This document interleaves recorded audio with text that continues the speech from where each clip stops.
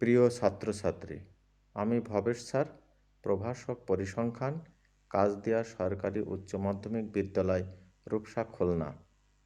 Online ক্লাসে তোমাদের সবাইকে শুভেচ্ছা ও স্বাগত জানাই। আজকের ক্লাসের আলোচ্য বিষয় উচ্চ মাধ্যমিক পর্যায়ের পরিসংখ্যান দ্বিতীয় পত্রের দৈবচলক ও সম্ভাবনা বিন্যাস। এটি এই অধ্যায়ের দ্বিতীয় ক্লাস। আজকের ক্লাসে সম্ভাবনা অপেক্ষক বা সম্ভাবনা বিন্যাস থেকে একটি দৈবচলকের বিভিন্ন মানের সম্ভাবনা কিভাবে নিরূপণ করা হয় তাই নিয়ে আলোচনা করব। চলো মূল ক্লাসে প্রবেশ করা যাক। শিখন ফল 1 নম্বর, সম্ভাবনা অপেক্ষক হতে দৈবচলকের বিভিন্ন মানের সম্ভাবনা নির্ণয় করতে পারবে। 2 নম্বর, সম্ভাবনা বিন্যাস হতে দৈবচলকের বিভিন্ন মানের সম্ভাবনা নির্ণয় করতে পারবে। 1 নম্বর অঙ্কটি দেখে নেওয়া যাক। একটি বিচ্ছিন্ন দৈবচলক x এর সম্ভাবনা ফাংশন বা অপেক্ষক probability of x equal to x minus k divided by 10, x equal to 3, 4, 5, 6. ক নম্বর প্রশ্ন, উদ্দীপকের প্রদত্ত ফাংশনের k এর মান নির্ণয় করো। খ নম্বর, probability of x less than or equal 5 এর মান নির্ণয় করো। গ নম্বর, probability of x greater than 3 and less than or equal 6 এর মান নির্ণয় করো।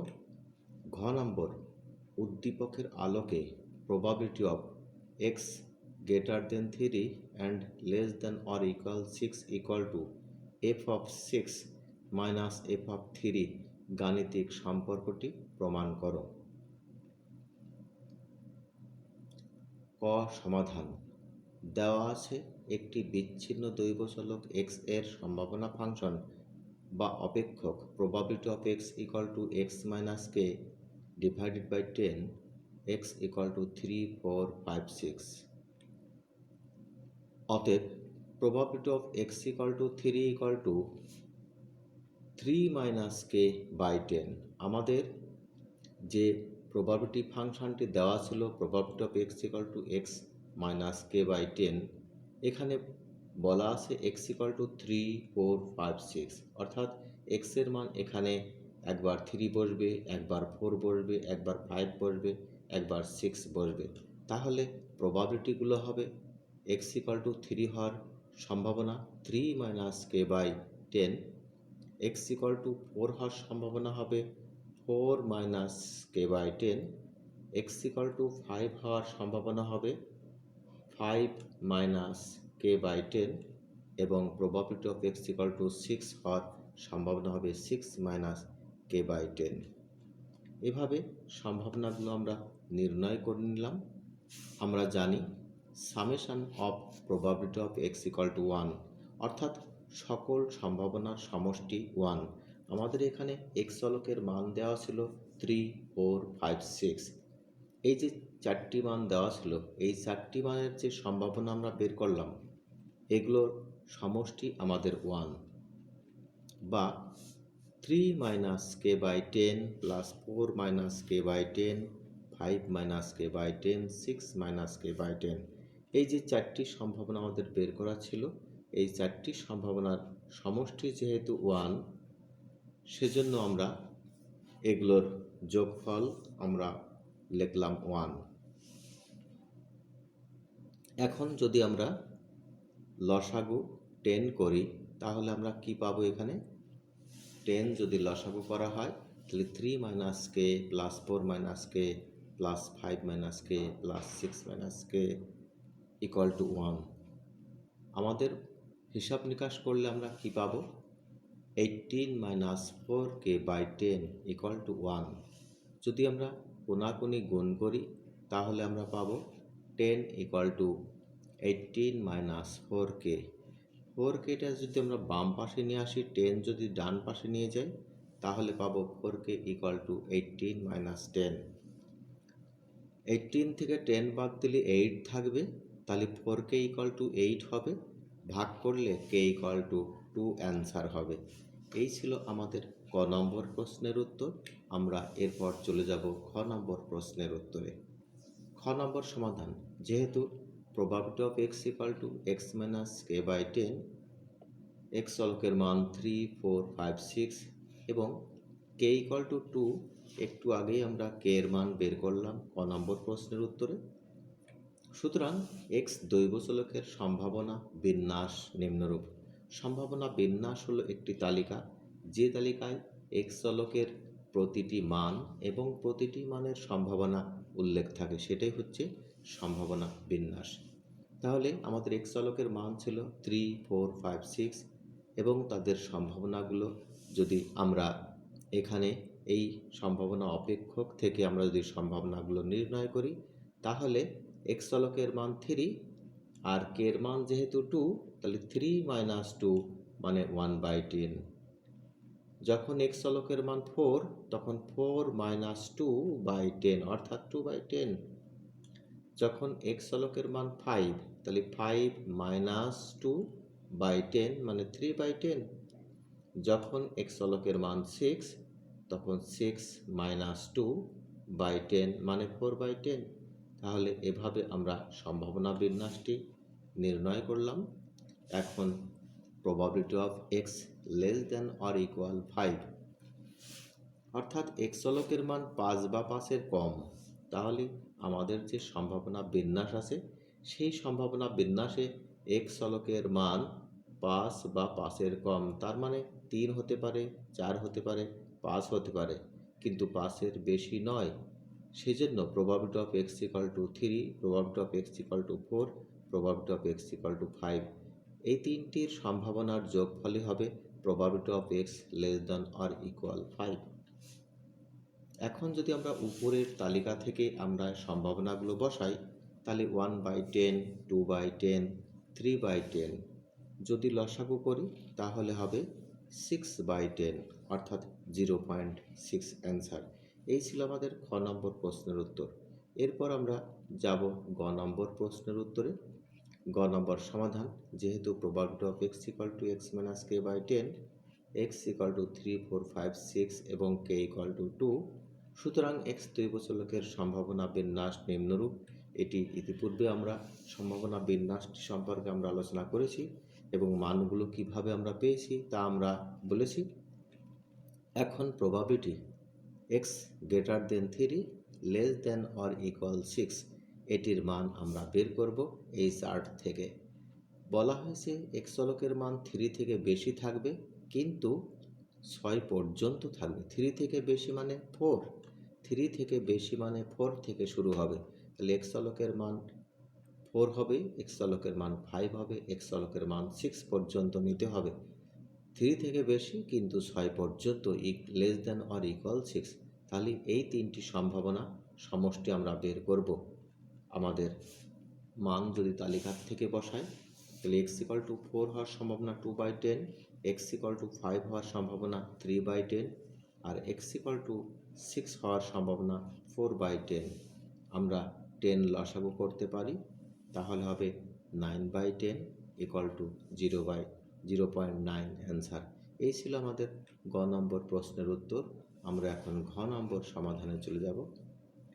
গ হতে পাই প্রবাবিলিটি অফ x <3 < 6 = 0.9, এটা আমরা গ হতে পেয়েছি। x দৈব চলকের সম্ভাবনা বিন্যাস, এটা আমরা আগেই নির্ণয় করেছি। এখন f(6 - f(3), f(6 - f(3), এটার অর্থ হচ্ছে যে আমাদের প্রবাবিলিটি হবে f(6) মানে 6 পর্যন্ত, অর্থাৎ x চলকের মান 6 পর্যন্ত আমাদের সম্ভাবনা নির্ণয় করতে হবে। আর f(3) মানে 3 পর্যন্ত, অর্থাৎ নিচের থেকে 3 পর্যন্ত। আর f(6) মানে আমাদের 6 পর্যন্ত, অর্থাৎ নিচের থেকে 6 পর্যন্ত সম্ভাবনা আমাদের নির্ণয় করতে হবে। তাহলে আমাদের প্রবাবিলিটি অফ x <= 6, এ কথার অর্থ হচ্ছে যে X equal to 3, X equal to 4, X equal to 5, X equal to 6 হবে। আর probability of X less than or equal 3, যেহেতু 3 এর কম কিছু নেই, আমাদের চলকের মান 3 থেকে শুরু, সেই জন্য শুধু মাইনাস হবে probability of x equal to 3, এটাই মাইনাস হবে।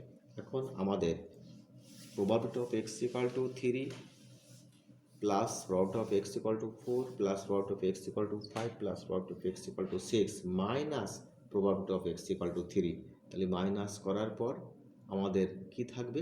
Probability of x equal to 4, probability of x equal to 5, probability of x equal to 6। এখন যদি তালিকার থেকে তিনটির মান আমরা বসাই, তাহলে 2/10, 3/10, 4/10, 10 লসাগু করলে আমরা 9/10 অর্থাৎ 0.9। এটি ছিল আমাদের F of 6 minus F of 3 এর মান। সুতরাং উদ্দীপকের আলোকে probability of X greater then 3 and less than or equal 6 সমান F of 6 minus F of 3, এটি আমরা বলতে পারি, অর্থাৎ প্রমাণিত। এই ছিল আমাদের 1 নম্বর অঙ্ক। এখন আমরা 2 নম্বর অঙ্ক দেখব। একটি বিচ্ছিন্ন দৈবচলক এক্স এর সম্ভাবনা বিন্যাস নিম্নরূপ: x equal two 0, 1, 2, 3, 4, 5, probability 0.1, 0.2, 3k, 2k, 0.2, 0.1। এটি আমাদের একটি সম্ভাবনা বিন্যাস দেওয়া আছে। ক নম্বর কে এর মান নির্ণয় করো। খ নম্বর probability of X greater than or equal 1 less than or equal 4 এর মান নির্ণয় করো।